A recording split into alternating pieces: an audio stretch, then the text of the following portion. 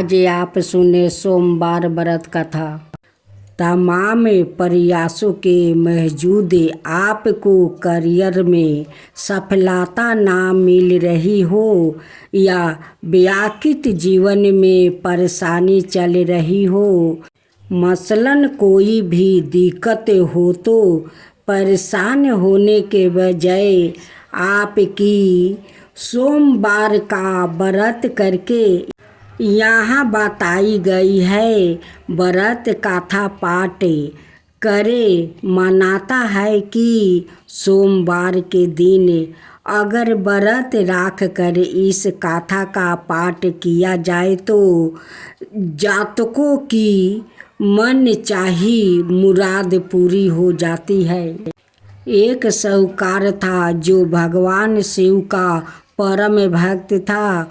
उसके पास धन आए, किसी भी चीज़ की कमी नहीं थी, लेकिन उसकी कोई संतान नहीं थी और वो इसी कामना को लेकर रोज शिव जी की मंदिर जाकर दीपक जलाता है। उसके इस भक्ति भाव को देखकर एक दिन माता पार्वती ने शिव जी से कहा, हे प्रभु, यह साहूकार आपका परम भक्त है, इसको किसी बात का कष्ट है तो आपको उसे अवश्य दूर करना चाहिए। शिव जी बोले कि हे पार्वती, इस साहूकार के पास पुत्र नहीं है, यह इसी से दुखी रहता है। माता पार्वती कहती है कि हे ईश्वर, कृपा करके इसे पुत्र का वरदान दे दीजिए। तब भोलेनाथ ने कहा कि हे पार्वती, साहूकार के भाग्य में पुत्र का योग नहीं है। ऐसे में अगर इस पुत्र प्राप्ति का वरदान मिल भी गया तो वो केवल 12 वर्ष की आयु तक ही जीवित रहेगा।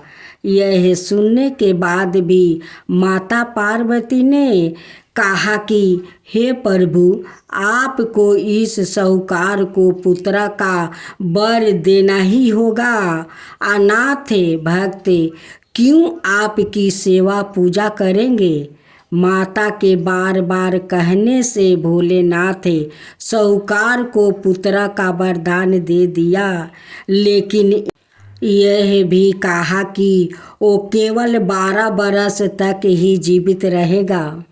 साहूकार यह सारे बातें सुन रहा था, इसलिए उसे ना तो खुशी हुई और ना ही दुख। वो पहले की तरह भोलेनाथ की पूजा अर्चना करता रहा। उधर सेठानी गर्भवती हुई और 9वें महीने में उसने सुंदर सी बालक को जन्म दिया। परिवार में खूब समारोह मनाया गया, लेकिन साहूकार पहले ही की तरह रहा और उसने बालक की 12 वर्ष की आयु का जिक्र किसी से भी नहीं किया। जब बालक का 11 वर्ष की आयु हो गई तो एक दिन साहूकार की सेठानी ने बालक के विवाह के लिए कहा तो साहूकार ने कहा कि वो अभी बालक को पढ़ने के लिए काशी जी भेजेंगे। इसके बाद उसने बालक के मामा जी को बुलवाया और कहा कि इसे काशी पढ़ने के लिए ले जाओ और रास्ते में जिस भी स्थान पर रुकना वहाँ यज्ञ करते और ब्राह्मणों को भोजन कराते हुए आगे बढ़ना। उन्होंने भी इसी तरह करते हुए जा रहे थे कि रास्ते में एक राजकुमारी का विवाह था जिससे उसका विवाह होना था। वो एक आँख से काना था, तो उसके पिता ने जब अति सुंदर साहूकार के बेटे को देखा तो उनके मन में आया कि क्यों ना इस ही घोड़ी पर बैठाकर शादी के सारे कार्य संपन्न कर लिया जाए। तो उन्होंने मामा से बात की और कहा कि इसके बदले में वो अथाह धन देंगे। तो वो भी राजी हो गया। इसके बाद साहूकार का बेटा विवाह की वेदी पर बैठा और जब विवाह कार्य संपन्न हो गया तो जाने से पहले उसने राजकुमारी की चदरी के पल्ले पर लिखा कि तेरा विवाह तो मेरे साथ हुआ, लेकिन जिस राजकुमार के साथ भेजेंगे वो तो एक आँख का काना है। इसके बाद वो अपने मामा के साथ काशी के लिए चल गया। उधर जब राजकुमारी ने अपनी चुनरी पर यह लिखी हुई पाई तो उसने राजकुमार के साथ जाने से मना कर दिया। तो राजा ने भी अपनी पुत्री को बारात के साथ विदा नहीं किया। बारात वापस लौट गई। उधर मामा और भांजे काशी पहुंच गए। एक दिन जब मामा ने जग रच रखा था और भांजा बहुत देर तक बाहर नहीं आया तो मामा ने अंदर जाकर देखा तो भांजे के प्राण निकल चुके थे। वो बहुत परेशान हुआ, लेकिन सोचा कि अभी रोना पीटना मचाया तो ब्राह्मण चले जाएंगे और जग का कार्य अधूरा रह जाएगा। जब जग संपन्न हुआ तो मामा ने रोना पीटना शुरू किया। उसी समय शिव पार्वती उधर से जा रहे थे तो माता पार्वती ने शिव जी से पूछा, हे प्रभु, यह कौन रो रहा है? तभी उन्होंने पता चलता है कि यह तो भोलेनाथ के आशीर्वाद से जन्मा साहूकार का पुत्र है। तब माता पार्वती कहती है कि हे स्वामी, इसे जीवित कर दीजिए। अनाथ रोते रोते इसके माता पिता के प्राण निकल जाएंगे। तब भोलेनाथ ने कहा कि हे पार्वती, इसकी आहु इतनी ही थी सो वो भोग चुका है। लेकिन माँ के बार बार आग्रह करने पर भोलेनाथ ने उसे जीवित कर दिया। लड़का ओम नमः शिवाय करते हुए उठ कर बैठ गया और मामा भांजे दोनों ने ईश्वर को धन्यवाद दिया और अपनी नगरी की ओर लौटा। रास्ते में वही नगर पड़ा और राजकुमारी ने उन्हें पहचान लिया।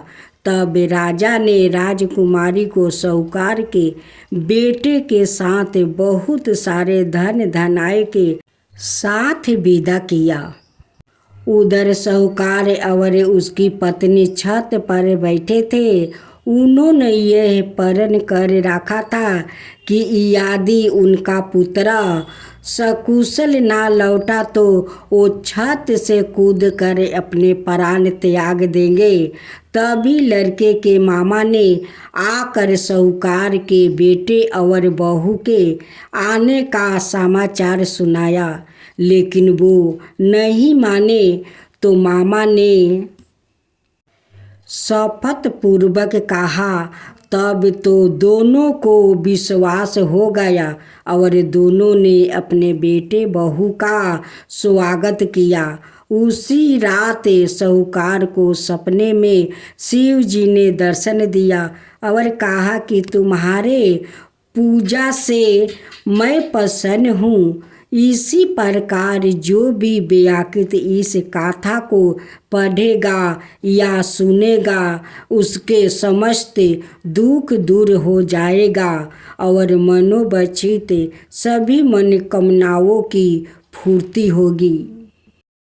जय शिवा ओमकारा, प्रभु हरे शिवा ओमकारा, ब्रह्मा विष्णु विष्णु सदा शिव अर्धंगिनी धारा। ओम जय शिवा ओमकारा। एकानन चतुरानन पंचानन राजे। शिव पंचानन राजे। हंसासन गरुड़ासन विषवाहन साजे। ओम जय शिवा ओमकारा। दो भुज चार चतुर भुज दस भुज अति सोहे। तीनों रूप निरखता त्रिभुवन जन मोहे। ओम जय शिवा ओमकारा। अक्षर माला बने माला मंदी माला तारी। चंदन मृग मद सोहे बोले सुभिकारी। ओम जय शिवा ओमकारा। श्वेतांबर पीतांबर बागंबर अंगे। सनकादिक बरे मादिकी भूतादिकी संगे। ओम जय शिवा ओमकारा। करिके मध्यम कमंडल चक्र त्रिशूल धरता। जग करता जग भरता जग पालन करता। ओम जय शिवा ओमकारा। ब्रह्मा विष्णु सदा शिव जानते अविवेका। प्राण बचर के मध्यम यह तीनों एका। ओम जय शिवा ओमकारा।